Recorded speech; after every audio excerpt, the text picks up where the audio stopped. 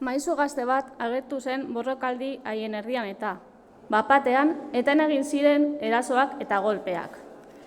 Manu, Xavier, Koldo, jakin aliteke zertan ari zareten? Gladiadoretara jolasten. Zertara? Berehala galtzerdiok pustar ikusteko agindu ziren.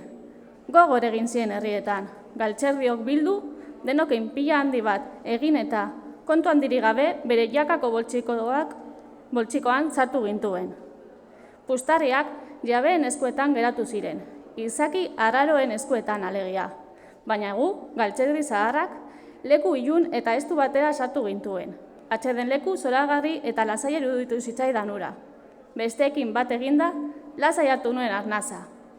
Mundu honetan gladiadore galtzerdia izan baino lehen edo zer nahiago, esan nien lagunei artean arnaza estuka.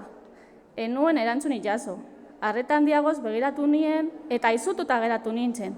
Galtzerdi haiek ez zuten izan zirenaren inolako antxik. Zalantzarik gabe, nik baino askoz denbora gehiagoan zebiltzan elkarren kontra borrokan. Eta bakar bat ere ez zegoen bizirik. Artiles, Ariz eta niretzat ez ezagunak ziren beste gai batzuez egindako masa itxuragabeak ziren.